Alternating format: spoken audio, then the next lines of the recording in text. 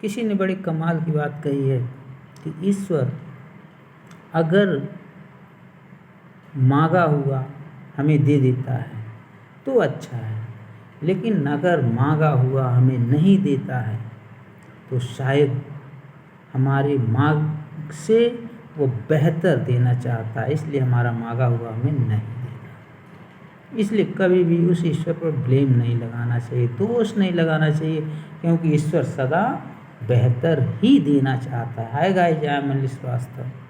बस एक छोटी सी कहानी जो मनीष नाम के लड़के से शुरू होती है।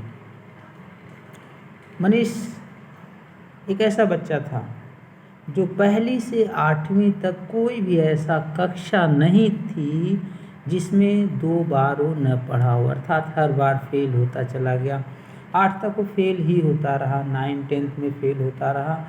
हुआ यूँ कि किसी तरह से ग्रेजुएशन पूरा करता है, फिर काम धाम के लिए निकलता है, कहीं काम धाम उसे नहीं मिलता, पूर्ण रूप से होपलेस हो जाता है।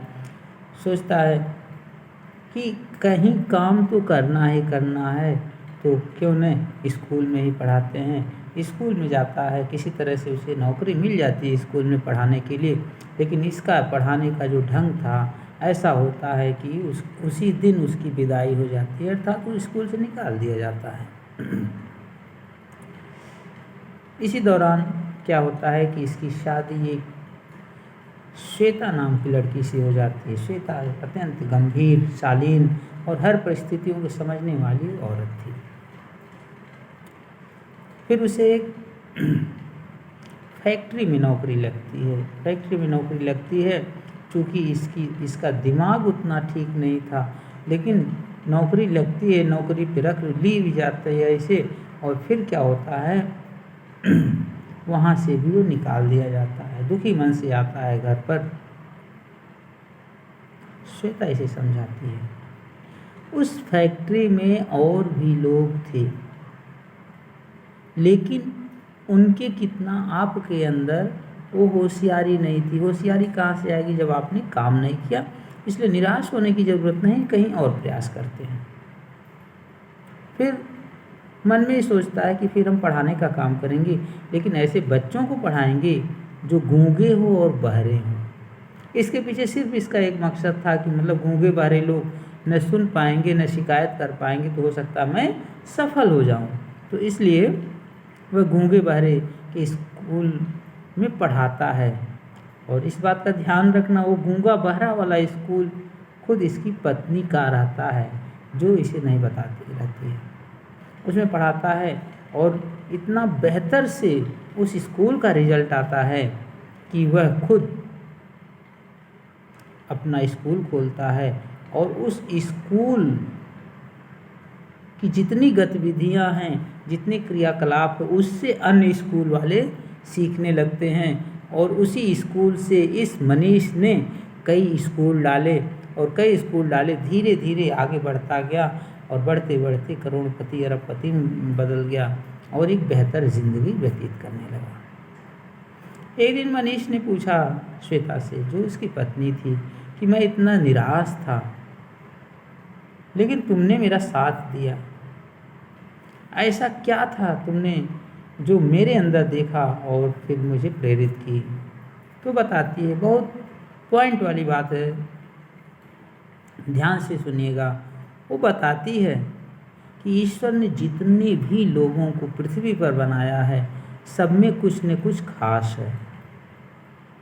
कोई भी नाकारा नहीं है, कोई भी व्यक्ति ऐसा नहीं है जिसके अंदर कुछ न कुछ गुण हो। सबके अंदर कुछ न कुछ गुण है। जिस प्रकार से हम खेत जाते हैं, वहाँ बीज गेहूं का सपोज डालते हैं, गेहूं नहीं होती है, तो हमें हताश नहीं होना चाहिए। हमें गेहूं बजाय धान उगाने की कोशिश करना चाहिए। धान नहीं उगता है, मक्का उगाइए। मक्का नहीं उगता है, अरहर उगाइए। अरहर नहीं उगती है तो उसमें बाजरा उगाइए। बाजरा नहीं उगता है तो और भी बहुत सारी क्रॉप्स हैं, उससे उगाइए। लेकिन ये मत सोचिए कि मिट्टी एकदम बेकार है, इसमें कुछ नहीं हो सकती, ऐसा नहीं है। हमें मिट्टी बदलने की ज़रूरत नहीं है, हमें बीज बदलने की ज़रूरत है। और वो बीज आप खुद बदलेंगे, और बदलेंगे तो निश्चित तौर पर सफलता मिलेगी। पहले प्रयास में अगर आप असफल हो जाते हैं, इसका मतलब यह नहीं है कि प्रयास करना ही छोड़ दें। प्रयास करते रहिए और एक न एक दिन सफलता आपके कदम चूमेगी। और अपने ऊपर कभी भी निराशा मत हावी होने दीजिए। यह समझिए कि आप ईश्वर की सर्वोत्कृष्ट रचना है, सबसे उत्तम रचना है, और अपने इस बात को दिलो दिमाग में बैठा रहिए और हमेशा आगे बढ़ने की कोशिश करिए। इसी के साथ हम फिर एक बार कहना चाहेंगे कि जीवन में उतारना सबसे बड़ी प्रेरणा होती है। दूसरों को देख करके जो अच्छी गतिविधियाँ हैं उसे अपने जीवन में उतारना व्यक्ति के लिए सबसे बड़ा एक उपदेश रहता है, एक शिक्षा रहती है। इसलिए आप इसे अपने जीवन में उतारिए और कभी भी निराश मत होइए।